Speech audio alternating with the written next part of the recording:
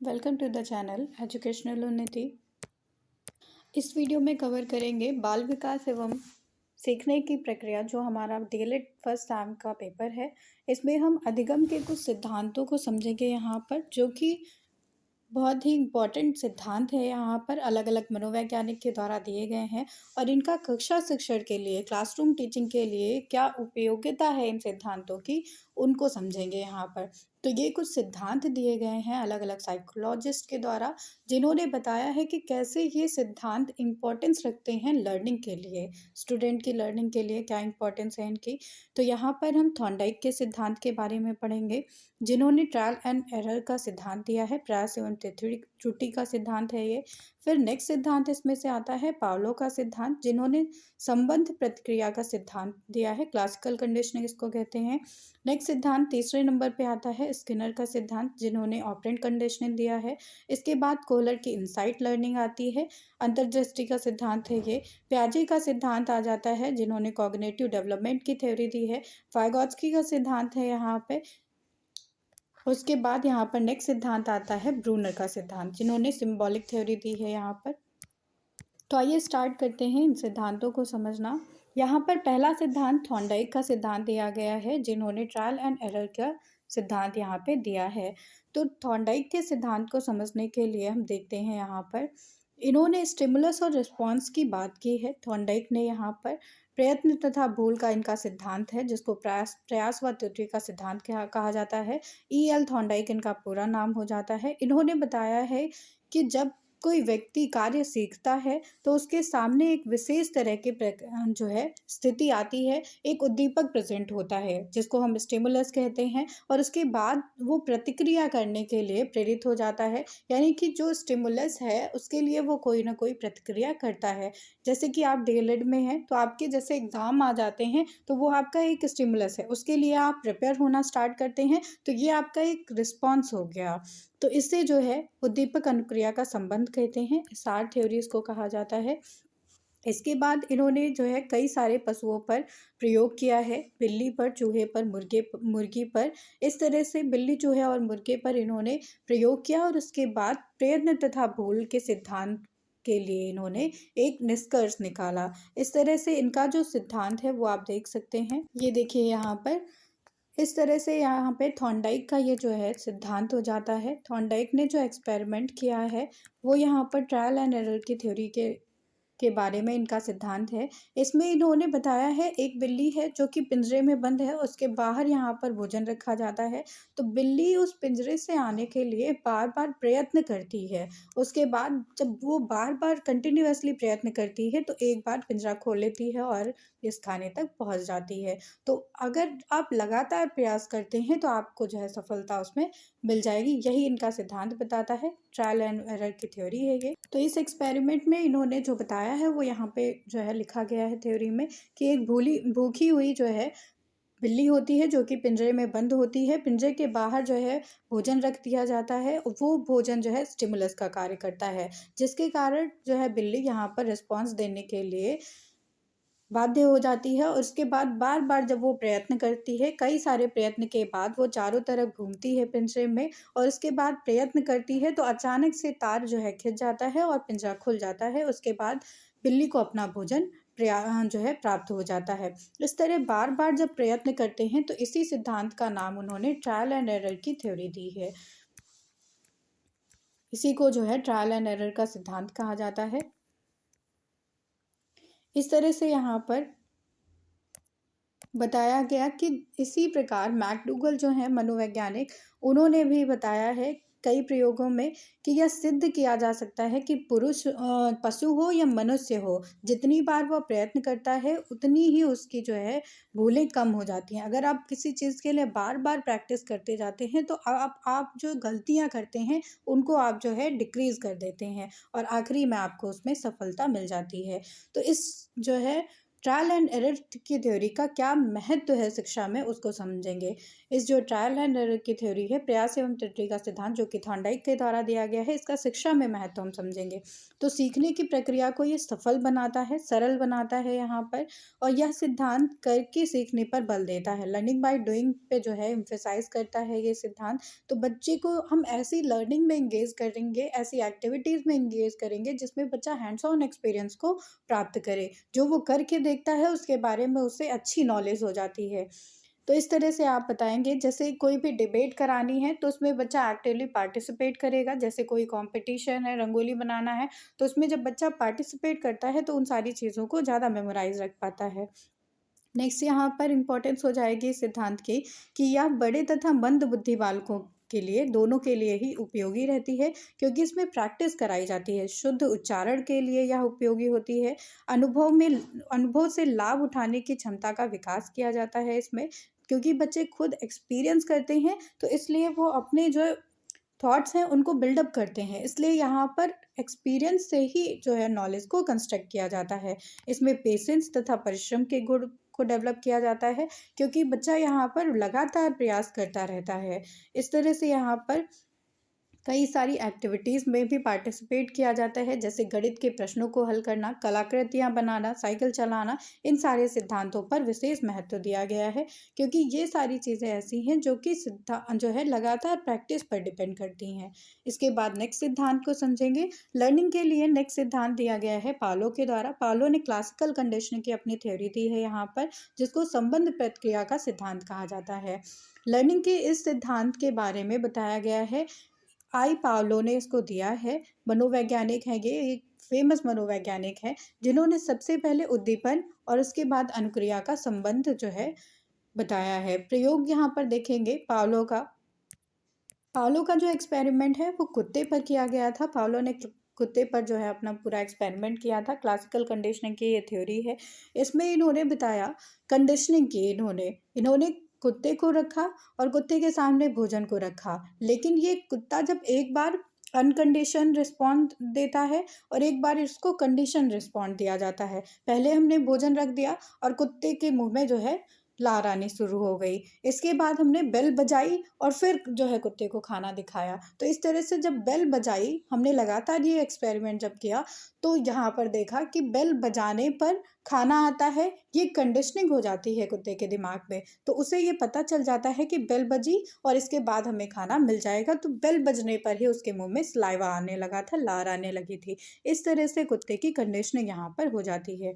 तो इस तरह से यहाँ पर आप देख सकते हैं कि पहले जब अनकंडीशन रिस्पॉन्स था, यहाँ पर अनकंडीशन स्टिमुलस था, तो लार आ रही थी, अनकंडीशन रिस्पॉन्स मिल रहा था हमें।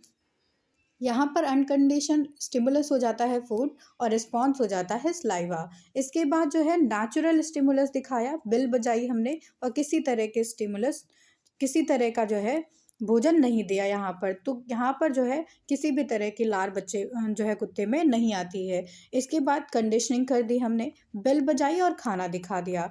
तो जब खाना दिखा दिया तो यहाँ पर अनकंडीशन रिस्पॉन्स आने लगा, सलाइवा आने लगा कुत्ते के मुंह में, और इसके बाद बेल बजाई हमने और ये कंडीशन रिस्पॉन्स हो गया, क्योंकि अब बेल बजाने पर खाना मिल रहा था, तो बेल बजते ही जो है कुत्ते के मुंह में लार आनी शुरू हो गई। तो ये कंडीशन रिस्पॉन्स हो गया। इस तरह से पूरा एक्सपेरिमेंट था पावलो का, जिसकी थ्योरी यहाँ पर दी गई है पावलो के प्रयोग में, कि यहाँ पर उन्होंने बताया है कि पशुओं पर कई सारे प्रयोग किए हैं। कुत्ते पर उन्होंने प्रयोग किया और एक निश्चित समय पर उन्होंने भोजन को प्रेजेंट किया कुत्ते के सामने, जिससे कि कुत्ता जो है लार टपकाने लगता था। इस तरह से कुछ दिन बाद उन्होंने भोजन देने से पहले घंटी बजाई और उन्होंने जो है स्वाभाविक उद्दीपन, भोजन को घंटी बजाने के लिए कृत्रिम उद्दीपन से जोड़ दिया। यहाँ पर जो भोजन आ रहा था उसको जो है उन्होंने घंटी से जोड़ दिया। जो एक घंटी थी वो भी यहाँ पर स्टिमुलस का काम करने लगी थी। इस तरह से कुत्ते में लार आने लगती थी घंटी को ही देखकर।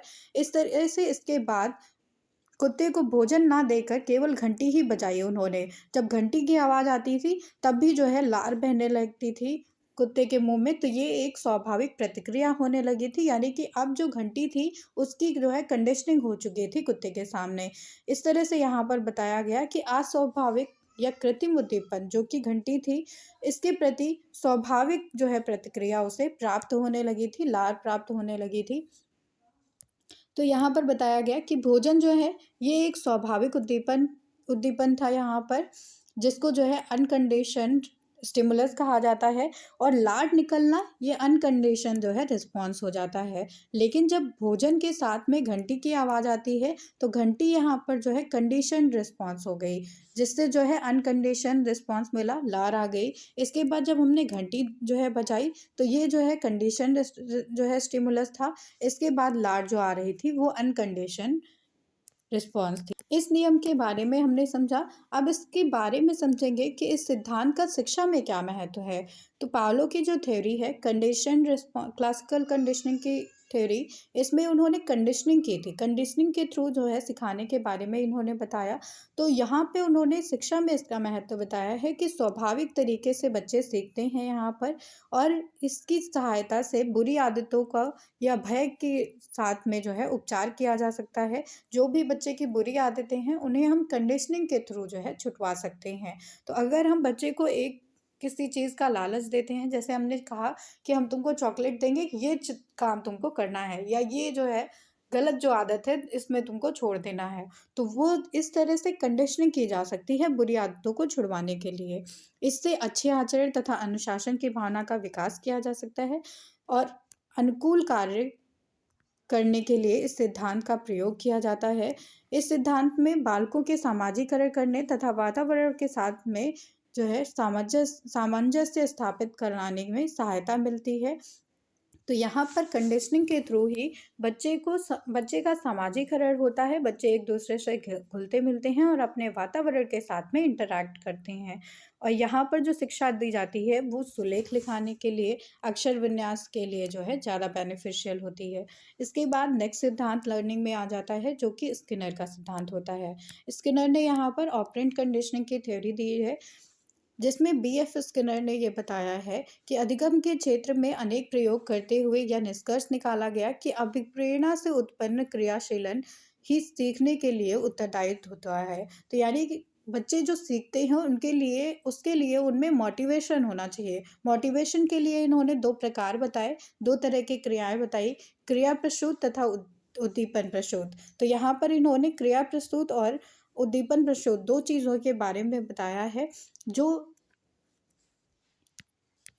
तो यहाँ पर जो है स्किनर ने क्या बताया, स्किनर ने रीइंफोर्समेंट की बात की है। रीइंफोर्समेंट का मतलब यहाँ पर हो जाता है कि ये पॉजिटिव भी हो सकता है और नेगेटिव भी हो सकता है। स्किनर का कहना था कि अगर आप पॉजिटिव सेंस में इसको ले जाना चाहते हैं तो बच्चे को जो है आप किसी तरह से रिवॉर्ड दीजिए, उसे जो है प्रेज़ करिए। अगर नेगेटिव सेंस में इसको ले जाना चाहते हैं, किसी चीज़ को छुड़वाना चाहते हैं, तो उसे पनिशमेंट देके नेगेटिव या पॉजिटिव तौर पर पनिशमेंट दीजिए।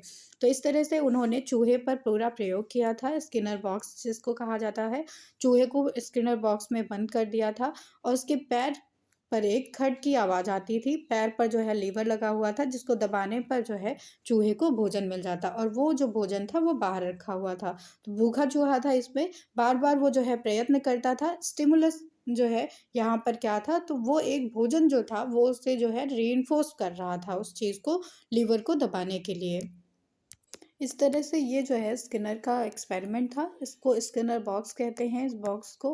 और इसके बाद इन्होंने यहाँ पर चूहे को बंद कर दिया था और यहाँ पे जो है भोजन रखा था, ये लीवर था। इसको प्रेस करने पर जो है ये खुल जाता और जो है चूहे को भोजन मिल जाता। तो यहाँ पर जो ये भोजन था वो एक तरह से रीइंफोर्समेंट का काम कर रहा था, जिससे जो है चूहा प्रेरित हो रहा था उस लीवर को दबाने के लिए।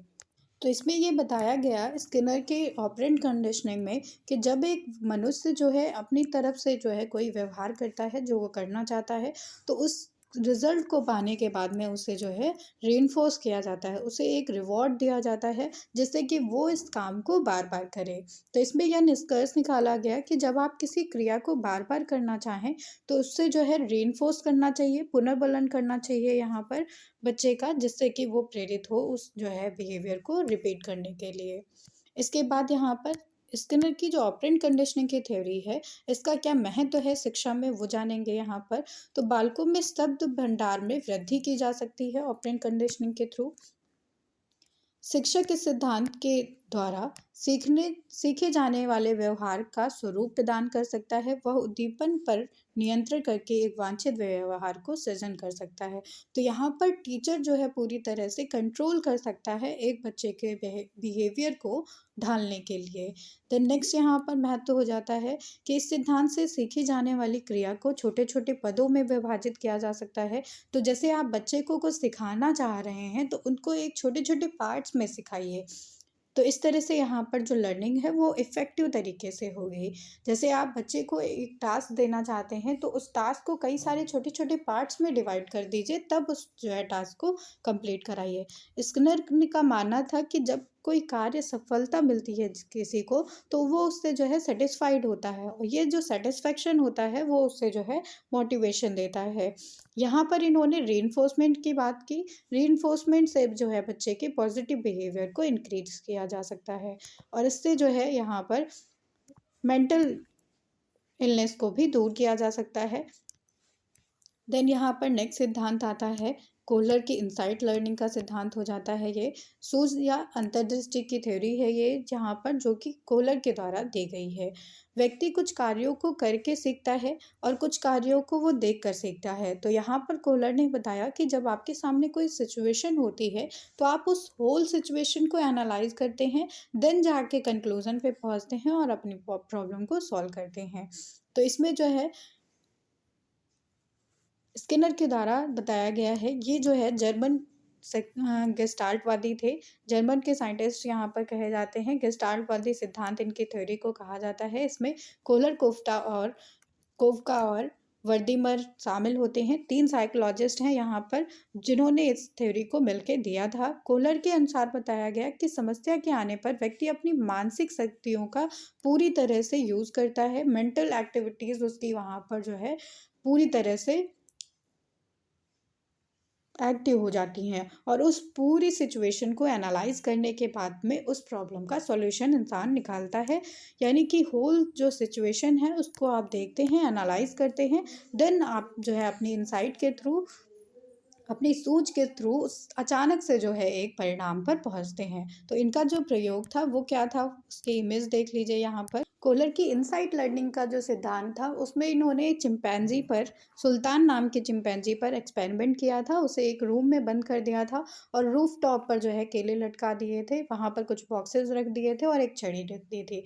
तो इस चिंपैंजी को, सुल्तान नाम के चिंपैंजी को उन जो है केले तक पहुँचना था क्योंकि वो भूखा था यहाँ पर। तो वो होल सिचुएशन को, होल रूम को एनालाइज़ करता है, उसके बाद उन बॉक्सेस को रखता है एक के ऊपर एक, फिर जाके जो है केला को पकड़ लेता है, और उसके बाद जब वहाँ तक नहीं पहुँच पाता है तो वो उस छड़ी की सहायता से जो है केले तक पहुँचता है। तो यहाँ पर होल सिचुएशन को एनालाइज़ करके तब अपनी इनसाइट का उपयोग किया था चिंपैंजी ने। उसी सिचुएशन के बारे में बताया है यहाँ पर कोहलर ने। तो ये देखिए यहाँ पर पूरी थ्योरी दी गई है इस सिद्धांत के बारे में कि कोहलर ने यहाँ पर चिंपैंजी नाम के बंदर को अंदर बंद कर दिया था। सुल्तान नाम था जिस चिंपैंजी का, और उसको जो है पिंजरे में बंद करने के बाद में छत में केले लटका दिए थे। तो 2 छड़ियाँ वहाँ पर रख दी थी और कुछ बॉक्सेस वहाँ पर रख दिए थे।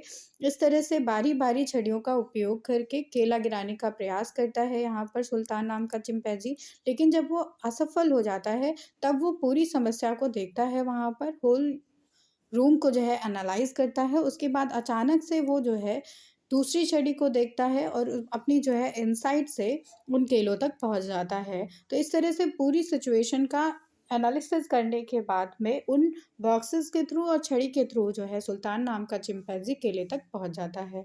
तो इसकी विशेषता क्या है सिद्धांत की, कि यहाँ पर जो आपको सॉल्यूशन मिलता है वो अचानक से आता है, वो आपकी इनसाइट के थ्रू ही आता है। सीखने की प्रक्रिया के लिए ये संज्ञानात्मक होती है, यानी कि इसमें कॉग्निटिव डेवलपमेंट होता है बच्चे का। सीखने की प्रकृति इसमें जो है लगभग स्थायी रूप से होती है, यानी कि बच्चा जितना सोच सकता है, जितना सीख सकता है, वो एक लिमिट होती है इसमें। इसमें जो है प्रॉब्लमैटिक सिचुएशन दी जाती है बच्चे को जिससे उसे कम्पीट करना होता है। नेक्स्ट यहाँ पर क्या इसका महत्व है, इसमें जो है सूझ जो आती है वो प्राणी के लक्ष्य तथा समाधान के बीच में एक संबंध स्थापित करती है और इसमें समस्या समाधान जो है मानसिक चिंतन के थ्रू ही किया जाता है। इसके बाद देखेंगे इनसाइट थ्योरी जो है इसका शिक्षा में क्या महत्व है। तो कोहलर की जो इनसाइट थ्योरी है वो कंस्ट्रक्टिव जो है फॉर्म में आती है। यहाँ पर रचनात्मक कार्यों के लिए सिद्ध की जाती है। इसमें तर्क कल्पना तथा चिंतन की शक्ति का विकास किया जाता है। बच्चे के लॉजिक थिंकिंग और क्योंकि हम उसको एक प्रॉब्लमैटिक सिचुएशन देते हैं और वहाँ पर बच्चे को खुद ही उस प्रॉब्लम से बाहर आना होता है, इसलिए वो वहाँ पे लॉजिक लगाता है, रीजनिंग करता है और अलग अलग तरीक़ों से उन जो है प्रॉब्लम को कंप्लीट करने की कोशिश करता है। इसमें इस थ्योरी का जो है उपयोग किया जाता है विज्ञान के लिए और गणित विषय के लिए बहुत महत्वपूर्ण होती है ये। साहित्य तथा संगीत कला के लिए भी ये बहुत ज़रूरी विधि है, इनसाइट लर्निंग थ्योरी। और इसके बाद यहाँ पर बच्चे का जो ज्ञान होता है वो स्वयं खोज के थ्रू होता है। बच्चा ही इसमें जो है नॉलेज को कंस्ट्रक्ट करता है और अपने जो है नॉलेज को बिल्डअप करता है। किसी भी समस्या को यहाँ पर सॉल्व किया जाता है बच्चे के द्वारा। देन नेक्स्ट जो सिद्धांत आता है इसमें वो पियाजे की थ्योरी का आ जाता है। पियाजे जो है कॉग्निटिव थ्योरी के लिए माने जाते हैं, कॉग्निशन के लिए जो है फेमस है यहाँ पर। पियाजे ने बताया है कि जैसे जैसे बच्चे की आयु बढ़ती जाती है उसके कार्य के क्षेत्र भी बढ़ते जाते हैं, उसका माइंड जो है ब्रॉड होता जाता है, उसकी बुद्धि का विकास हो जाता है यहाँ पर और इससे जो है वो किसी भी कार्य को सरलता से कर सकता है, किसी भी प्रॉब्लम को सरलता से सॉल्व कर सकता है। जैसे जैसे बच्चा बड़ा होता है वैसे वैसे उसके दिमाग का जो है विकास होता जाता है, कॉग्निशन लेवल में भी इंक्रीमेंट होता जाता है। तो इस तरह से इन्होंने यहाँ पर बौद्धिक प्रक्रिया को बालक के बताया है और उसके लिए 4 चरण भी इन्होंने दिए हैं। तो कॉग्निटिव डेवलपमेंट की जो थ्योरी है पियाजे की वो 4 चरणों में दी गई है, उनके बारे में अभी हम फर्दर बात करेंगे। यहाँ पर जो पियाजे ने जो है अपने सिद्धांत में बात की है वो कुछ इम्पोर्टेंट टर्म्स उन्होंने दिए हैं। फर्स्ट हो जाता है अनुकूलन, जिसको अडैप्शन कहा जाता है। तो सबसे पहले बच्चा जो है नॉलेज को अडैप्ट करता है, उसे अनुकूलन में लाता है। उसके बाद इक्विलिब्रेशन की जो है अवस्था होती है, बैलेंस करता है न्यू नॉलेज और पुरानी नॉलेज के बीच में। इसके बाद कंजर्वेशन आता है, कंजर्वेशन यानी कि संरक्षण होता है। यहाँ पर बच्चे को पता चलता है कि कौन से वॉल्यूम क्या होती है या फिर भार क्या है, वेट क्या है, इन सारी चीज़ों के बीच में बच्चा जो है फ़र्क करना जानता है। कॉग्निटिव स्ट्रक्चर को बिल्डअप करता है अपने और मेंटल ऑपरेशंस को जो है बढ़ावा मिलता है। तो इस तरह से पियाजे की जो थ्योरी थी यहाँ पर कंजर्वेशन के लिए, उसमें उन्होंने बताया कि ये जैसे 2 बीकर यहाँ पर भरे हुए हैं, तो बच्चा कहेगा कि ये जो है बीकर ज़्यादा बड़ा है यहाँ पर, लेकिन वो ये नहीं जान पाता है कि यहाँ पर इसकी लंबाई ज़्यादा है और इसकी चौड़ाई ज़्यादा है। इस तरह से जब कंजर्वेशन आता है बच्चे में, जब उसकी बौद्धिक क्षमता का विकास होता है एज के साथ-साथ, तो वो ये समझता है कि इसकी जो है हाइट ज़्यादा है, तो इसमें जो है उतना ही जो है कंटेन आएगा, जितना इसमें आएगा, क्योंकि इसकी चौड़ाई ज़्यादा है और इसकी लंबाई ज़्यादा है। इस तरह से ये जो कंजर्वेशन का जो है थॉट है वो बच्चे में एज बढ़ने के साथ साथ ही डेवलप होता है, जो कि पियाजे के द्वारा बताया गया कि उनकी तीसरी जो अवस्था है उसमें आ जाता है कॉन्क्रीट ऑपरेशनल स्टेज में। देन पियाजे के द्वारा स्कीमा के बारे में बताया गया। स्कीमा मतलब कि जो बच्चे के दिमाग में पहले से नॉलेज है उसको स्कीमा इन्होंने नाम दिया था। इसके बाद उन्होंने डिसेंट्रलाइजेशन के भी बारे में बताया। इस तरह से पियाजे की जो 4 अवस्थाएँ थी यहाँ पर कॉग्निटिव डेवलपमेंट की ये जो थ्योरी थी यहाँ पर उसके बारे में बताया गया है। तो इन 4 चरणों को यहाँ पर समझेंगे। सबसे पहली अवस्था हो जाती है यहाँ पर संवेदी पेशी अवस्था, जिसको हम कहते हैं सेंसरी मोटर स्टेज। तो सेंसरी मोटर स्टेज जो होती है उसमें क्या-क्या लक्षण होते हैं वो आप जानेंगे यहाँ पर। यहाँ पर बच्चे में ऑब्जेक्ट परमानेंस आ जाती है, यानी कि बच्चा जो चीज़ें देखता है उनको जान जाता है कि ये चीज़ें सच में एग्जिस्ट करती हैं। तो ऑब्जेक्ट परमानेंस का गुण बच्चे में आ जाता है सेंसरी मोटर स्टेज में। ये बहुत इंपॉर्टेंट क्वेश्चन यहाँ पर हो जाता है।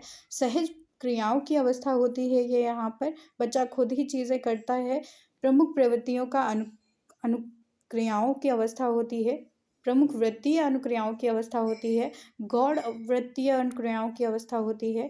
गौड़ स्कीमेटा के समन्वयन की अवस्था होती है। तृतीय वृत्तीय अनुक्रिया की जो है अवस्था होती है और मानसिक संयोग द्वारा नए साधनों की खोज करता है बच्चा। इसमें जो बच्चे की एज होती है वो 0 से लेकर 2 साल तक की एज होती है। सेंसरी मोटर स्टेज में। देन नेक्स्ट अवस्था जो आती है वो पार्श्व संक्रियात्मक अवस्था आती है, सेकेंड स्टेज हो जाती है ये।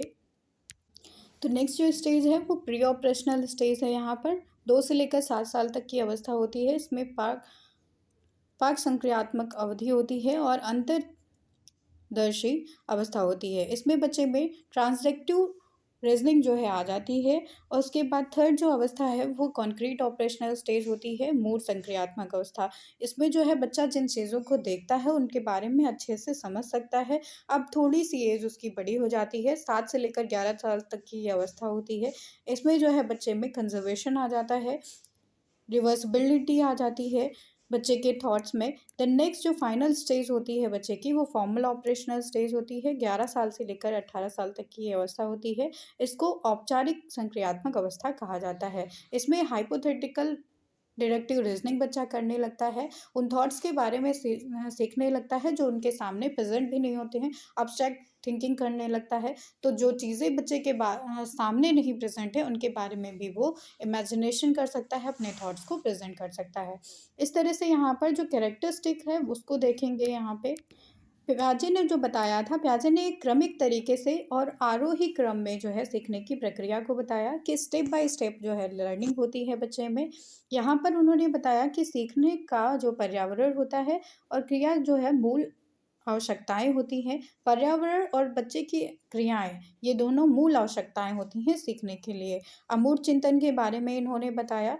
और उसके बाद पियाजे ने बताया फॉर्मल ऑपरेशनल स्टेज में कि बालक जो है संपूर्ण तरह से बौद्धिक विकास उसका हो चुका होता है। तो यहाँ पर जो उसकी बौद्धिक क्षमताएं होती हैं उससे वो समस्या समाधान कर सकता है, तार्किक चिंतन कर सकता है यहाँ पर। इसके बाद यहाँ पर पियाजे के द्वारा बताया गया कि इनकी जो थ्योरी है कॉग्निटिव डेवलपमेंट की थ्योरी, उसका शिक्षा में क्या महत्व है। तो शिक्षा में उन्होंने बताया कि बच्चे खुद जो है क्रिया करके, खुद एक्टिविटीज़ करके तब सीखते हैं। और इसके बाद अनुकरण के द्वारा इमिटेशन लर्निंग के बारे में इन्होंने बताया कि एक दूसरे को देखकर तब सीखते हैं बच्चे। और बच्चों को यहाँ पर सीखने में प्रगति ना करने वालों को दंड नहीं दिया जा सकता है। तो इन्होंने किसी भी तरह के जो है पनिशमेंट की बात नहीं की है।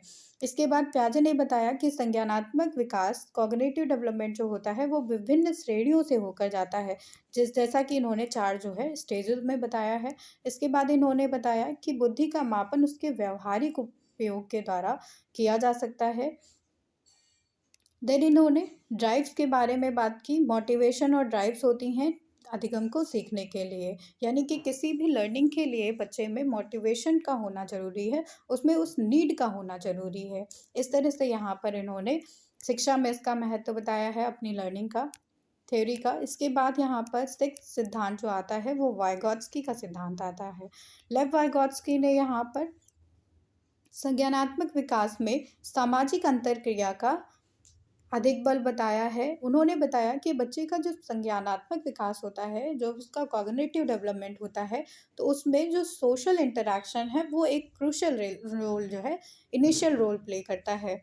तो जो सोशल इंटरैक्शन होता है वो बहुत एसेंशियल होता है बच्चे के बौद्धिक विकास के लिए, ऐसा लेव वैगॉत्स्की का कहना था। बच्चा जिस समुदाय में रहता है वहाँ से वो सोशल लर्निंग करता है, ऐसा कहना था वैगॉत्स्की का। उन्होंने बताया कि बच्चा अपने पेयर ग्रुप में रहकर ही सीखता है, अपने समाज में रहकर ही सीखता है। इससे उसकी जो मेंटल प्रोसेस है वो हायर लेवल पर जाती है, वो अपने जो है नॉलेज को खुद जो है बिल्डअप कर सकता है। यहाँ पर इन्होंने बताया कि संस्कृति जो है संज्ञानात्मक विकास को दिशा देती है। बच्चे का जो कल्चर होता है वो उसके कॉग्निटिव डेवलपमेंट में एक डायरेक्शन प्रोवाइड करता है उसे। संज्ञानात्मक विकास में सामाजिक कारकों का बहुत महत्व इन्होंने बताया है। जो सोशल फैक्टर्स हैं वो कॉग्निटिव डेवलपमेंट के लिए इम्पॉर्टेंट होते हैं, ऐसा वैगॉत्स्की का कहना था। वैगॉत्स्की ने बताया कि जो कॉग्निटिव डेवलपमेंट के लिए इन्होंने भाषा पर बल दिया है। तो बच्चे का जो विकास होता है वो भाषा के थ्रू होता है, ये ऐसा इनका कहना था। इन्होंने बताया कि शिक्षक का महत्वपूर्ण स्थान होता है सीखने के लिए, और ज्ञान भी जो है एक सामाजिक संदर्भ में होता है। इनका कहना था कि बच्चे का ज्ञान जो होता है उसका सृजन करता है बच्चा, समाज में रहकर ही बच्चे का जो है ज्ञान बढ़ता है, उससे अलग नहीं हो सकता है बच्चा। और ऐसा इनका कहना था कि विकास की ओर जो है वातावरण और समाज दोनों का ही जो है मेन रोल होता है। इसमें जो है उन्होंने भाषा का जो है इम्पोर्टेंट रोल बताया है कॉग्निटिव डेवलपमेंट के लिए। तो इस तरह से यहाँ पर लेवागोत्स्की ने जेडपीडी की बात की है, जोनो प्रॉक्सिमल डेवलपमेंट जिसको कहा जाता है। जेडपीडी जेडपीडी के बारे में उन्होंने बताया कि ये एक सर्कल है जितना बच्चा खुद से कर सकता है। उसके बाद ये एक सर्कल आया जो कि बच्चा किसी की सहायता से कर सकता है, इसको एमकेओ कहते हैं। एमकेओ का मतलब होता है मोर नॉलेजेबल अदर। जब किसी की सहायता से वो काम करता है तब उसको एमकेओ का कहते हैं। और ये जो जोन है इसको जो है कहा जाता है ZPD, zone of proximal development. यानी कि जितना बच्चा खुद से कर सकता है और जितना वो किसी की सहायता से अचीव कर सकता है, इस दोनों के फ़र्क को जो है एमक्यू जेडपीटी कहते हैं। और जो उसे हेल्प करता है उसको एमकेओ कहते हैं, मोर नॉलेजेबल अदर। यानी कि उससे जो है ज़्यादा एक्सपीरियंसदार वो पर्सन होगा जो बच्चे को गाइड करेगा। वाइगॉत्स्की ने बताया कि टीचर जो है बच्चे के लिए एक फैसिलिटेटर का काम करता है, स्किप फोल्डिंग का ही काम करता है। यानी कि जहाँ पर बच्चे को ज़रूरत होगी सिर्फ वहाँ पर जो है बच्चे की सहायता करता है। देन नेक्स्ट जो सिद्धांत आया यहाँ पर वो ब्रूनर का सिद्धांत था। ब्रूनर ने कॉग्निटिव डेवलपमेंट की थ्योरी दी थी। ब्रूनर ने दो बातों पर जो है ध्यान किया है। पहली बात ये थी कि यह शिशु अपनी जो है अनुभूतियों को मानसिक रूप से किस प्रकार व्यक्त करता है, और दूसरा इन्होंने बताया कि शैशवावस्था और बाल्यावस्था में बालक जो है चिंतन कैसे करते हैं। तो यहाँ पर ब्रूनर के द्वारा दो स्टेजेस बताए गए जिसमें इन्होंने बताया कि एक जो बच्चा है वो कैसे अपनी मानसिक क्रियाओं को, मानसिक रूपों को कैसे प्रकट कर रहा है, और दूसरा इन्होंने बताया कि शैशवावस्था यानी कि इन्फेंसी स्टेज और चाइल्डहुड स्टेज में कैसे बच्चा जो है चिंतन करता है, कैसे थिंकिंग करता है। इन सारी चीज़ों को जो है उन्होंने 3 स्टेजेस में बताया है। फर्स्ट स्टेज जो यहाँ पर होती है वो इनएक्टिव मोड की होती है, यानी कि ये सक्रियता की अवस्था होती है। इसमें जो है शब्दहीन क्रियाएँ होती हैं बच्चे के द्वारा, जैसे कि भूख लगने पर वो रोता है। यानी कि बच्चा अपनी क्रियाओं के थ्रू ही यहाँ पर अपने एक्सप्रेशन को बताता है, अपनी चीज़ों को बताता है। जब भूख लगती है तो बच्चा हाथ-पैर हिलाने लगता है। इस तरह से जो है बाह्य वातावरण के साथ में वो क्रियाएँ करता है। इसको इनएक्टिव मोड कहते हैं। इसके बाद आइकॉनिक फ़ेज़ आता है। दृश्य प्रतिमा विधि होती है। इसमें जो बच्चा है वो अपनी अनुभूतियों को अपने मन में कुछ दृश्य यानी कि विजुअल इमेजेस के थ्रू प्रकट करता है। अब बच्चा जो है इमेज क्रिएटिव हो जाता है थोड़ा सा, यहाँ पर इमेजेस के थ्रू अपनी जो है अनुभूतियों को, अपनी इच्छाओं को प्रकट करने लगता है। इसके बाद जो थर्ड स्टेज होती है वो सिम्बॉलिक स्टेज होती है। सिम्बॉलिक मोड की अवस्था होती है ये, जो कि ब्रूनर के द्वारा तीसरी तीसरी अवस्था बताई गई है। सांकेतिक जो अवस्था होती है उसमें बच्चा जो है अब संकेतों का, भाषा के माध्यम से संकेतों का प्रयोग करता है अपनी बातों को कहने के लिए। सिंबल्स के थ्रू ही अपने जो है विचारों को प्रकट करता है। इस तरह से यहाँ पर समझेंगे। ब्रूनर की जो है कॉग्निटिव डेवलपमेंट की थ्योरी थी उसमें 3 फेज़ इन्होंने बताए हैं। पहली अवस्था इनएक्टिव मोड की होती है जिसमें बच्चा जो है अपने एक्शंस के थ्रू, अपने मूवमेंट के थ्रू चीज़ों को बताता है। जैसे कि बच्चा जो है रो रहा है तो उसे भूख लगी है, हाथ-पैर हिला रहा है तो उससे कोई प्रॉब्लम है, या फिर वो बुक पढ़ रहा है, कोई ना कोई एक्टिविटी में इन्वॉल्व होगा। देन सेकंड जो स्टेज होगी वो आइकॉनिक स्टेज होती है। इसमें बच्चा इमेजेस के थ्रू या आइकन्स के थ्रू जो है समझने लगता है। जैसे कि बुक्स को पढ़ना, यहाँ पर इमेज के थ्रू बच्चा सीखने लगेगा, लर्निंग करने लगेगा। देन जो थर्ड स्टेज होती है वो सिंबॉलिक स्टेज होती है। इसमें बच्चा एब्स्ट्रैक्ट सिंबल्स को समझने लगता है, जैसे कि मैथ्स के फॉर्मूले हैं, साइंस के फॉर्मूले हैं फिज़िक्स में। तो इस तरह से यहाँ पर बच्चा जो है बड़ा हो चुका होता है, वो एब्स्ट्रैक्ट थिंकिंग करने लगता है। यहाँ पर कुछ विशेषताएं बताई गई हैं ब्रूनर के सिद्धांत की, जिसमें उन्होंने बताया कि पूर्व अनुभव और नए वस्तुओं के बीच में समन्वय करता है बच्चा, जिनको वातावरण के साथ में जो है कॉपरेट कर पाता है। इसके बाद वस्तुओं की संरचना ऐसी हो जो कि बच्चों को सुगमता तथा सरलता से सीख सके वो उसे। उसके बाद तार्किक चिंतन पर इन्होंने जो है बल दिया है। देन यहाँ पर पुनर्बलन तथा पुरस्कार की बात की है। उन्होंने भी जो है स्किनर की तरह रीइंफोर्समेंट तथा दंड के बारे में बताया है, ब्रूनर ने भी। इसके बाद इन्होंने बताया है कि इस सिद्धांत के अनुसार शिक्षा बालकों में व्यक्तिगत तथा सामाजिक दोनों ही गुणों का विकास करती है। तो बच्चे में इंडिविजुअल ट्रेट्स भी आते हैं और जो है सोशल ट्रेट्स भी आते हैं। इसके बाद ब्रूनर का जो सिद्धांत है उसका क्या शिक्षा में महत्व है वो देखेंगे। तो यहाँ पर संज्ञानात्मक विकास जो है बच्चे का वो कई सारे स्टेजेस में होता है, जैसे कि 3 मोड्स इन्होंने ही बताए हैं, inactive, iconic and symbolic stage. इसके बाद यहाँ पे इन्होंने बताया कि जो मानसिक अवस्थाएँ हैं उनका वर्णन किया है इन्होंने, जिसमें जो है शिक्षण विधियों तथा प्रविधियों का प्रयोग किया गया है।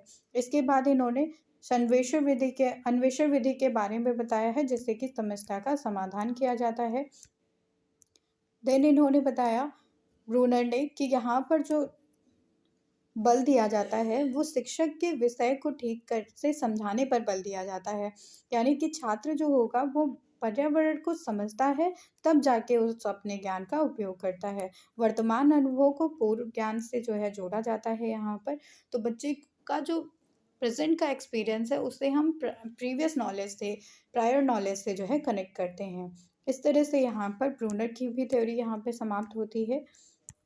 तो ये जो लर्निंग के सिद्धांत थे वो आपके समाप्त हो जाते हैं। अब हम यहाँ पर नेक्स्ट टॉपिक को पढ़ेंगे, लर्निंग कर्व्स को। लर्निंग कर्व्स का मतलब हो जाता है कि जब बच्चा सीखता है तो आजीवन ये चलने वाली प्रक्रिया है। ये एक कर्व के तौर पर होती है। जैसे बच्चा जब छोटा होता है तो उसकी लर्निंग धीरे धीरे चलती है। देन उसके बाद जब वो धीरे धीरे बड़ा होता है, चाइल्डहुड में आता है, एडोसेलेंस में आता है, तो उसकी लर्निंग जो है एकदम पीक पे होती है। तो इस तरह से जो है लर्निंग पीक पे होती है। देन जो है उसकी लर्निंग धीरे धीरे डिक्रीज होती है। तो क्या ग्राफ होता है एक इंडिविजुअल की लाइफ में सीखने का, वो डिपेंड करता है उस इंडिविजुअल की पर्सनालिटी पर, उसकी कैपेबिलिटी पर। तो इस तरह से समझेंगे लर्निंग कर्व्स के बारे में। हम अपने जीवन पर नई नई बातों को सीखते हैं, नए कार्य करते हैं, नई विषयों के बारे में जानकारी प्राप्त करते रहते हैं, अलग अलग भाषाओं को सीखते हैं, अलग अलग एक्टिविटीज़ में इन्वॉल्व रहते हैं। तो ये जो सीखने की प्रक्रिया है वो जीवन पर्यंत चलती रहती है, कभी धीमी गति से, कभी तेज़ गति से ये चलती रहती है। तो एक ग्राफ के फॉर्म में अगर हम प्रेजेंट करना चाहें तो ये जो वक्र बनता है उसे ही हम सीखने का कर्व कहते हैं। यहाँ पर गेट्स या और एवं अन्य के द्वारा एक परिभाषा दी गई है लर्निंग कर्व्स के बारे में, जिसमें इन्होंने बताया है कि सीखने के वक्र अभ्यास द्वारा सीखने की मात्रा, गति तथा उन्नति की सीमा का ग्राफ बताया जाता है। तो ये जो कर्व बनता है उसमें हम देखते हैं कि सीखने की मात्रा क्या रही है, गति क्या रही है और कितनी उन्नति जो है की जा चुकी है। सीखने की कर्व की कुछ विशेषताएं यहाँ पर होती हैं। यानी कि सीखने में उन्नति का पता लगाते हैं हम कि प्रारंभिक, मध्यम या अंतिम तौर पर 3 अवस्थाएं होती हैं जिनके द्वारा इसे बांटा जाता है। देन इनिशियल स्टेज को हम जानते हैं कि कितनी जो है तीव्रता से यहाँ पर या कितनी धीमी गति से यहाँ पर लर्निंग चल रही है। देन मिडिल स्टेज जानते हैं हम। मिडिल स्टेज यानी कि ये पार्ट होता है यहाँ पर जिसमें हम देखेंगे कि व्यक्ति कितना अभ्यास कर रहा है, कैसे कैसे वो चीज़ों को अडाप्ट कर रहा है। लास्ट स्टेज जो होती है उसमें हम देखेंगे कि सीखने की जो गति है वो अंतिम अवस्था में कैसे जो है डिक्रीज हो रही है। इस तरह से जो है प्लेटो भी बनता है यहाँ पर लर्निंग में। कभी कभी आपकी जो लर्निंग होती है वो एक ही जगह पर ठप हो जाती है, जैसे ये जो स्टेज होती है यहाँ पर जो एक ही जगह पर जो है रुक गई है, इसको जो है प्लेटो इन लर्निंग कहा जाता है, सीखने में पठार कहा जाता है, जहाँ पर हमारी लर्निंग एक तरफ से रुक जाती है। जब व्यक्ति किसी भी चीज़ को आगे सीखना ही नहीं चाहेगा तो वहाँ पर जो उसकी लर्निंग है वो जो है एक ही अवस्था पर रुक जाएगी, जिसको प्लेटो इन लर्निंग कहा जाता है। पठार के कई सारे कारण हो सकते हैं, जैसे कि मोटिवेशन ना होना बच्चे में, रुचि कम होना, इंटरेस्ट ना होना, शारीरिक सीमाएं होना, जैसे कि कोई फिजिकल डिसऑर्डर हो गया बच्चे को, सीखने की अनुचित विधियों का होना, यानी कि एक लर्निंग मेथड जो है सुटेबल ना होना, कार्य की गहनता होना, या फिर पुरानी आदतों और नई चीज़ों के बीच में संघर्ष का होना, कॉन्फ्लिक्ट की सिचुएशन जब आ जाती है, या फिर प्राप्त ज्ञान में स्थायी रूप बना लेना कि मुझे सब कुछ आता है, मुझे कुछ भी सीखने की ज़रूरत ही नहीं है। या कई सारे अन्य कारण भी हो सकते हैं लर्निंग में प्लेटो के। इसको कैसे दूर किया जा सकता है प्लेटो इन लर्निंग को? पठार की जो अवस्था होती है लर्निंग में उसको दूर करने के लिए सबसे ज़रूरी है कि सबसे पहले मोटिवेट किया जाए बच्चे को, नई नई प्रणाली दी जाए, नए नए मेथड्स को से उसे सिखाया जाए। सीखने में जो कार्य है उसमें विश्राम दिया जाए बच्चे को बराबर, उसको फ्री कर दिया जाए कि अब आप जो है इंटरवल के टाइम पे हैं। सीखने में उचित विधियों का उपयोग किया जाए और व्यक्तिगत विभिन्नताएं जो होती हैं, इंडिविजुअल डिफरेंसेस जो हैं, उनका हमें ख्याल रखना चाहिए कि हर बच्चे की कैपेबिलिटी अलग होती है, तो हमें उसी के तौर पर, उसी के को ध्यान में रखकर तब जो है बच्चे को सिखाना है। नेक्स्ट एंड लास्ट टॉपिक यहाँ पर जो होता है वो सीखने का स्थानांतरण होता है, transfer of learning. Transfer of learning का मतलब हो जाता है कि जब आपने कुछ सीखा है तो उसका प्रयोग आप कहाँ पर कर पा रहे हैं, दूसरी सिचुएशन में कैसे आप अपनी लर्निंग को उपयोग कर पा रहे हैं, उसे हम ट्रांसफ़र ऑफ लर्निंग कहते हैं। सीखने का स्थानांतरण कहा जाता है। जैसे कि हम विद्यालय में जब जोड़ घटाना सीखते हैं तो उसका अपने रियल लाइफ में कैसे उपयोग कर रहे हैं, मार्केट में कैसे उपयोग कर रहे हैं, तो इसे ही हम कहते हैं ट्रांसफ़र ऑफ लर्निंग, सीखने का स्थानांतरण। जब कोई सीखी हुई पढ़ी हुई चीज़ को हम अपने रियल लाइफ में यूज़ करते हैं तब उसको ट्रांसफ़र ऑफ लर्निंग कहा जाता है। यहाँ पर अलग अलग डेफिनेशंस दी गई हैं जिसमें जो है ट्रांसफ़र ऑफ लर्निंग के बारे में बताया गया है।